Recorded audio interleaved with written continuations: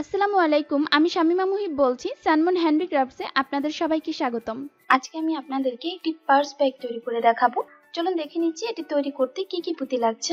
লাগবে 6 number pearl পুঁতি 100 গ্রাম, লাউ পুঁতি লাগবে লাল রঙেরটা, এটিও লাগবে 100 গ্রাম, 12 নাম্বার পার্ল পুঁতি লাগবে 20 গ্রাম, আর লাগবে 50 নাম্বার রক সুতা।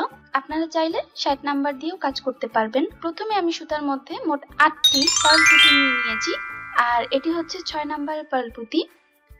এখন আমি ক্রস করে দিয়ে একটি আটের ফুল তৈরি করে নিচ্ছি।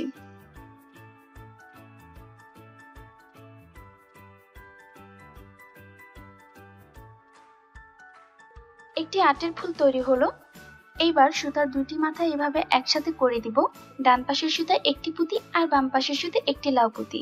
খেয়াল করুন লাউ পুঁতির মোটা অংশটা কিন্তু উপরের দিকে আছে।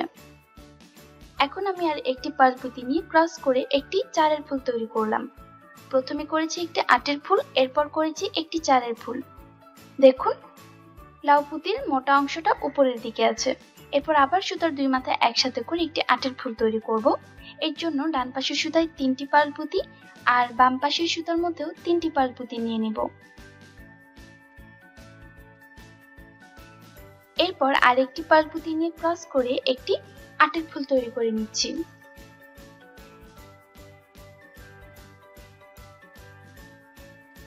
ব্যাস একটি আটের ফুল তৈরি হয়ে গেল। এরপর একটি চারের ফুল তৈরি করব। সেম ভাবেই তৈরি করব। সুতার দুই মাথায় একসাথে করব এবং ডান পাশের সুতায় একটি লাউ পুঁতি আর বাম পাশের সুতায় একটি লাউ পুঁতি। তবে এইবার কিন্তু লাউ পুঁতির মোটা অংশটা রয়েছে নিচের দিকে। ক্রস করে একটি চারের ফুল করছি একটি পার্ল পুঁতি দিয়ে। আমি কিন্তু লাউ পুঁতির প্রথমে যেটা করেছিলাম সেটার মোটা অংশ ছিল উপরের দিকে, আর এইবারে লাউ পুঁতির মোটা অংশটা থাকবে নিচের দিকে। এদিকের সূত্রটা কি জানেন? সেটি আমি আপনাদের একটু পরে দেখাচ্ছি। এরপর আবার সুতা দুই মাথায় একসাথে করে একটি আটের ফুল তৈরি করব। এর জন্য ডান পাশের সুতায় 3টি পার্ল পুঁতি আর বাম পাশের সুতায় আবারও 3টি পার্ল পুঁতি নিয়ে নিয়েছি। এখন আর একটি পার্ল পুঁতি নিয়ে ক্রস করে একটি আটের ফুল তৈরি করছি।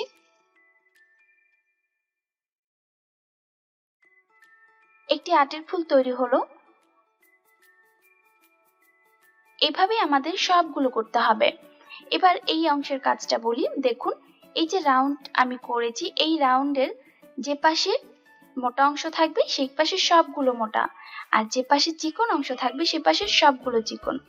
এইভাবে কিন্তু আমি পুরো করে নিয়েছি। এখানে আটের ফুল রয়েছে 7টি আর চারের ফুল রয়েছে 6টি। সেম প্রসেসে আরো একটি তৈরি করেছি। তবে এই অংশের মোটা অংশ পার্ল পুঁতির চিকন অংশটা আছে এক পাশে আর নিচেরটার চিকন অংশ আছে অন্য পাশে। আপনারা দেখুন, দেখলেই বুঝতে পারবেন। এইভাবে দুইটি লাইন আমাদেরকে নিতে হবে। এইবার এই দুইটি লাইন জোড়া দিয়ে দিব। জোড়া দেওয়ার জন্য আমি এই অংশে লাউ পুঁতি দিয়ে কাজ করব। ঠিক কর্নার থেকে এই মিডলের যে পুঁতিটা রয়েছে এই পুঁতির মধ্যে সুতা নিয়ে নিব। মানে পার্ল পুঁতির পরের যে পুঁতিটা আছে সে পুঁতিটা বাদ দিয়ে তারপরের পুঁতির মধ্যে একদম অল্প পরিমাণে সুতা নিয়ে নিতে হবে। এবার সুতার দুইটি মাথা একসাথে করে নিতে হবে। এবার দেখুন লাউ পুঁতির চিকন অংশগুলো এই পার্ল পুঁতির রাউন্ডের মধ্যে রয়েছে। তো এখন তার মানে চিকন অংশ সবগুলোই এই রাউন্ডের মধ্যে দিব।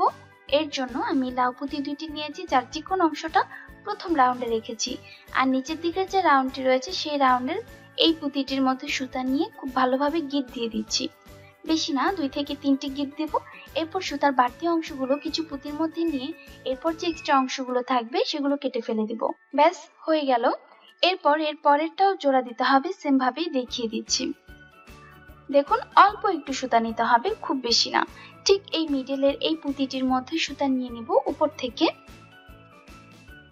ব্যাস সুতা নিয়ে নিয়েছি। এখন দেখুন এই রাউন্ডের মধ্যে লাউ পুঁতির মোটা অংশগুলো রয়েছে। তো এর মানে এর পরবর্তীতে এখন যেগুলো নিব সেগুলো মোটা অংশটা নিচের দিকে রাখতে হবে, মানে এই রাউন্ডের দিকেই রাখতে হবে। এখন নিচের দিকের এই পুঁতিটির মধ্যে সুতা নিয়ে নিব, মানে ঠিক বিপরীত সাইডের রাউন্ডের মধ্যে সুতা নিয়ে তারপর খুব ভালোভাবে 2 থেকে 3টি গিঁট দিব। এরপর সুতার এক্সট্রা অংশগুলো কিছু পুঁতির মধ্যে নিয়ে কেটে ফেলে দিব।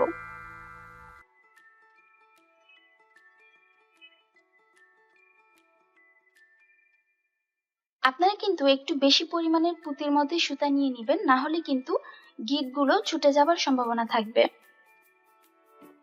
হয়ে গেল। আমি আপনাদের আরো একটি দেখাচ্ছি, আর এটি কিন্তু লাস্ট, আর দেখাবো না, কারণ আশা করছি আপনারা বুঝে গিয়েছেন আমি আসলে কিভাবে কাজটি করছি। ঠিক মিডলের পুঁতির মধ্যে সুতা নিয়েছি, আর লাউ পুঁতির চিকন অংশটা এবার কিন্তু ওই রাউন্ডের মধ্যে দিয়েছি। কারণটা নিশ্চয়ই বুঝতে পেরেছেন, কারণ এই রাউন্ডের মধ্যে প্রত্যেকটা লাউ পুঁতিগুলো চিকন অংশ ওগুলো রয়েছে। তো আমি এভাবেই নিয়েছি। এরপর বিপরীত সাইডের পুঁতির মধ্যে সুতা নিয়ে খুব ভালোভাবে 2 থেকে 3টি গিঁট দিয়ে এর এক্সট্রা অংশগুলো কেটে ফেলবো। ব্যাস দেখুন আমার কিন্তু 3টি কমপ্লিট হয়েছে। একই রকম ভাবে পুরোটা লাইন কমপ্লিট করতে হবে। ব্যাস আমার পুরোটা লাইন কিন্তু কমপ্লিট হয়ে গিয়েছে।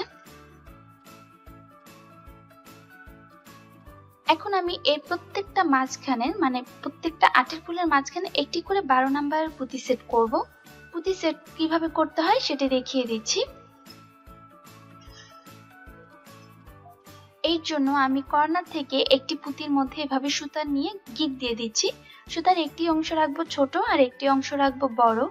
ছোট অংশটা কিছু পুঁতির মধ্যে নিয়ে তারপর কেটে ফেলবো। বড় অংশটা দিয়ে আবারও একটা দুটা গিঁট দিয়ে তারপর কাজ শুরু করব। এবার এর মধ্যে আমি একটি 12 নাম্বারের পুঁতি নিয়ে নিব, পার্ল পুঁতি। এইবার দেখুন এটিকে ঠিক মিডলে রাখতে হবে। এর জন্য এখান থেকে 4 পুঁতি, বিপরীত সাইড থেকে 4 পুঁতি রেখে, তার মানে আমার এই পুঁতিটার মধ্যে প্রথম মানে দ্বিতীয় যে লাউ পুঁতিটা নিচের দিকে সেই পুঁতির মধ্যে সুতা নিয়েছি। তো এবার বাকি কাজগুলো পুরো ইজি। জাস্ট একটি পুঁতি নিব, উপরের লাউ পুঁতির মধ্যে সুতা নিয়ে নিব। এরপর আবার একটি 12 নাম্বারের পুঁতি নিয়ে নিব। এইবার নিচের লাউ পুঁতির মধ্যে সুতা নিয়ে নিব। আবার সেম একটি 12 নাম্বার পুঁতি নিয়ে নিব এবং এবার উপরের লাউ পুঁতির মধ্যে সুতা নিয়ে নিব। এই অংশটা খুবই সহজ। একবার নিচের লাউ পুঁতির মধ্যে, একবার উপরের লাউ পুঁতির মধ্যে সুতা নিলেই 12 নাম্বার পুঁতিটি ঠিক মিডলে পড়ে যাবে। পুরোটা করা হয়ে গিয়েছে দেখুন। একদম সেম একই রকম ভাবে আরো একটি পার্ট নিতে হবে। সেম ভাবে আমি আরো একটি পার্ট তৈরি করে নিয়েছি, কোনো ডিফারেন্স নেই। এবার এই দুটি পার্টকে আমাদেরকে জোড়া দিতে হবে। জোড়া দেওয়ার নিয়মটা কিন্তু সেম, ওই যে লাউ পুঁতি দিয়ে জোড়া দিতে হবে। এই অংশগুলো যেভাবে করেছি মিডিলের এই অংশটা একই রকম ভাবেই করতে হবে, কোনো ডিফারেন্স থাকবে না। দেখুন আমার এই অংশের জোড়া দেওয়া কিন্তু কমপ্লিট হয়ে গিয়েছে, খুব সুন্দরভাবে জোড়া দিয়ে ফেলেছি। এখন এই পার্টটির মতো সেম আরো একটি পার্ট তৈরি করে নিতে হবে। এটাও কিন্তু কোনো ডিফারেন্স নেই, সেম ভাবে আরো একটি পার্ট তৈরি করে নিতে হবে। আর এই পার্টের সাথে অপর একটি পার্টেরও জোড়া দিব, সেম ভাবে লাউ পুঁতি দিয়ে জোড়া দিয়ে দিতে হবে। আর এই জোড়ার কাজটি আমি লাল রঙের পুঁতি দিয়ে করিনি, করেছি গোলাপি রঙের পুঁতি দিয়ে। আপনারা চাইলে লাল কালার পুঁতি দিয়েও করে নিতে পারেন। দেখুন খুব সুন্দরভাবে এটাও জোড়া দেওয়া হয়ে গিয়েছে। এখন এটিকে আমি ফোল্ড করে দিব। এইভাবে ফোল্ড করার পর কর্নার থেকেও কিন্তু সেম একই রকম ভাবে জোড়া দিয়ে দিতে হবে, যেভাবে আমরা এতক্ষণ জোড়া দিয়েছি সেম ভাবে জোড়া দিতে হবে। তবে এটা আমি আপনাদেরকে একটু দেখিয়ে দিই, তা না হলে বুঝতে যদি আবার অসুবিধা হয়ে যায়, তো আমি আপনাদের দেখিয়ে দিচ্ছি। ঠিক মিডল থেকে একটি পুঁতির মধ্যে সুতা নিয়ে নিব। এবার দেখুন এই রাউন্ডের মধ্যে লাউ পুঁতিগুলোর মোটা অংশটা রয়েছে, তো আমি লাউ পুঁতির মোটা অংশটাই এই রাউন্ডে দিয়ে দিলাম। দুই সাইডে 2টি পুঁতি দিয়েছি। এরপর আর একটি পুঁতির মধ্যে সুতা নিয়ে খুব ভালোভাবে গিঁট দিয়ে দিব।